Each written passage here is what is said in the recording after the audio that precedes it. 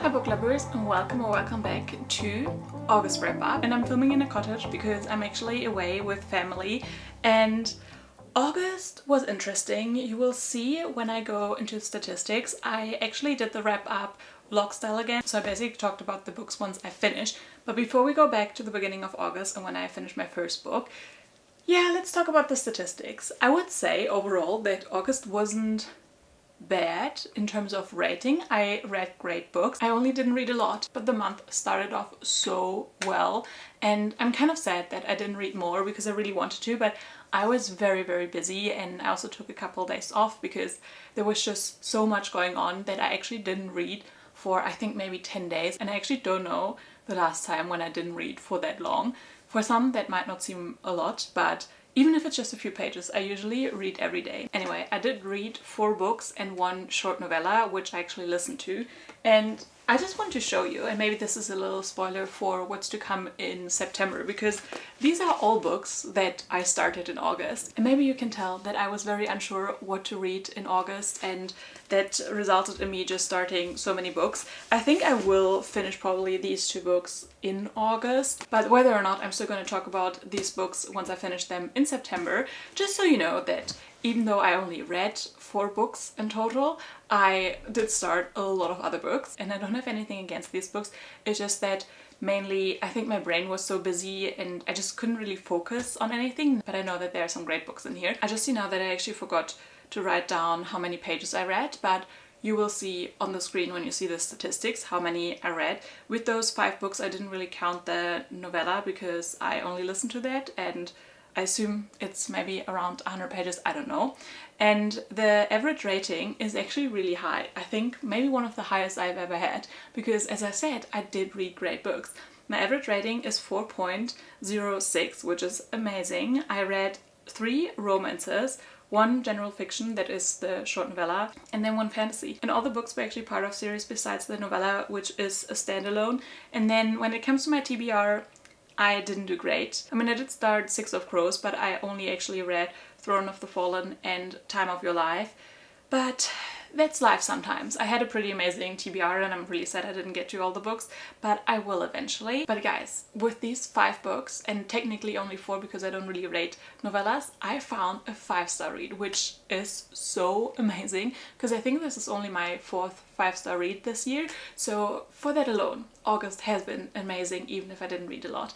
But yeah, I hope you will enjoy the next section. Let's travel back to past me and the first book I finished. Hi book lovers, and welcome to August. I decided to do August wrap up in a vlog style again because first of all, you get my thoughts that much fresher, but also the first book I finished, I need to talk about it now, and I don't have a reading vlog for it, so I'm using this opportunity to talk about this. Because guys, we have to have a discussion about Time of Your Life by Jessa Hastings. We can go straight into the discussion because I don't really have to tell you anything about this plot because there is no plot, like very Jessa Hastings style. You just need to know that you're following Joa Harrigan, who is the singer of like the band in the 90s, and Isolde, who's like the supermodel of the 90s, and yeah, this plays in the 90s, and it's about their relationship. That's all you need to know. And oh, this book, I don't know how to rate this, guys. Like the whole time while I was reading, I definitely had the 5-star feeling, and you can also see like I tapped this book away. But even with the 5-star feeling, I thought, man, like something is missing. And then I finished the book and I was like, I don't even know. Like even with a 5-star feeling while reading this, I like criticized a lot about this book. Like I really understand why people wouldn't like this, and I definitely can tell you that this is my least favorite Jessa Hastings book. It's not that I hated this, it's just that this lacked a lot of depth that we usually get with her other books. Like this made me appreciate, for example, Conditions of Will that I read last month so much more because there was so much more in it. And we're also setting up a new series here. This is the shortest book by Jessa Hastings, and maybe she just shouldn't write short books, and I would be okay with it because I'm more than happy to read a lot more pages by her. But yeah, this just really lacked the depth of the relationship, but also of the characters themselves. Like I get that people say this is kind of like a watered down Magnolia and BJ version, and it did feel like that because the characters themselves weren't that distinguished. Like, I couldn't really tell you a lot about the characters besides that they were obsessed with each other. Like, they definitely have the BJ Magnolia dynamic, but I think it feels that way, not because they're the exact same people, but just because we don't get a lot of these individuals and their dynamic just feels like BJ and Magnolia. And pretty much all her books are quite like insta-love, insta-lust. And I always say with the other ones, like, I don't really care. Here, it was definitely too quick, or just not in a way where the reader, who, you know, is not the creator of this book, I feel like doesn't care as much. And that I'm really sad about, because as I said, I loved reading this book, and I honestly don't know why she decided to make this book short, because it definitely had potential to have that much more. I will definitely read the second part of this book. I'm really, really scared though, because I feel like she set up a love triangle here again, which I hate love triangle. Like, there's nothing worse for me, and I'm just also scared of Jessa Hastings and what she will do to characters. Like, she definitely won't promise you a happy ending, so I'm just like scared of that whole situation as well. If you've read this, please let me know what you think about this book. I really want to talk about it. I feel like I don't really want to recommend it, even though I did love it, but out of all Jessa Hastings books, this is the least I would recommend, because I feel like you're only gonna really enjoy it if you genuinely like her writing, and, you know, you really like Magnolia and BJ, and, you know, if that's your thing. But if you're more on the unsure side about Jessa Hastings and her writing, her relationship, then I wouldn't necessarily recommend this. I would 100% still recommend The Conditions of Will. I feel like that is a phenomenal book. This one, however, I feel like is for hardcore fans of Jessa Hastings. And even there, I wouldn't say it's a guarantee that all of them love it. And yeah, I feel like I could talk forever about this book, but this is only the first one in the month. So let's maybe wrap it up. I'm unsure about my rating. Like, right after, I thought 4.5 or 4.75. I feel like the more I could talk about that and like point out the things that didn't really work, it could almost go down to a 3-star, but I don't really want to rate that, because while reading it, like, the experience of reading this gave me a 5-star feeling. So I feel like I'm gonna land on a 4.5. But it's the most random 4.5. I hope someone else out there understands me. But yeah, I just really had to talk to you about this book, and I hope that we don't have to wait forever for the second part. I also don't know if there's going to be more books than 2. And I feel like I was very critical in this little update, but also I loved it. I don't know, like, most complicated book to rate ever. See you guys with my next book. Is August already the best reading month? Because I found a 5-star read with my second book, Gloves Off by Stephanie Archer. Oh my word, this was so good. I feel like this was also a book that was basically written for me. This is Marriage of Convenience. This has amazing enemies to lovers, and I just devoured this. I also read this in a reading vlog, so I'll link that down below. So if you want to see more of my thoughts, more of my reaction reading Gloves Off, then definitely check that out. But oh my word, this is like my new favorite romance. I really love the, what is it, the Vancouver Storms series, but I definitely don't love all the books equally. I think the second one was my favorite so far, but this is actually my favorite Stephanie Archer book of all time now. I've read her other series as well, and this is just so good. This does have spice, but great spice, emotional spice. This also is more, I would say, like, of a slow burn, because the enemies to lovers is real in here. They really can't stand each other. The things they say and think about each other at the beginning is hilarious. Like, I laughed out loud several times in this book as well. I loved seeing all the other characters. I feel like I would have loved a little bit more of that found family of, you know, all the characters together. Our female main character is my new fictional crush. She was amazing. Georgia, I loved her so much. She's definitely the kind of female main character I love. Like, she was confident. She loved fashion. She was so good. She is the doctor of the team, and she needs money for a project that is very dear to her, where she supports young female athletes that had injuries in the past, and the funding gets stopped for that project. And he actually needs citizenship because I think he's Russian, and he only has citizenship as long as he's still playing with the hockey team, but he is a little bit older. He's, I think, 37, so, you know, anything could happen, retirement, and he wants to secure citizenship, so he needs to marry. And there you have the deal. But they can't stand each other, and they also have to live with each other, so there's a lot of forced proximity, but I just love seeing them fall in love with each other. And also just discovering that a lot of things they thought about each other wasn't maybe true, and it was a lot of prejudice. And if you haven't picked up the series yet, please do, just to read this book. I mean, you can read this without the others. These are interconnected standalones, but I would suggest reading them all from the beginning, even though you can definitely read this on its own. I don't know, just pick up one of these books. Stephanie Archer is a great romance author. Back with the new book that I finished, and that is The Bookshop of Possibilities by Andrea J. Severson. I read this on my Kindle, but I will pop the cover up on the screen. And this was an interesting one. This was kind of marketed as a romance. I will say though, if I would judge it as a romance, I wouldn't really like it because this is not a romance for me. But if I judge it as like a general woman's fiction book, then I kind of liked it. And I think that's what I'm gonna do here. So don't go into this book necessarily looking for the romance, even though there is a tiny bit of romance in here.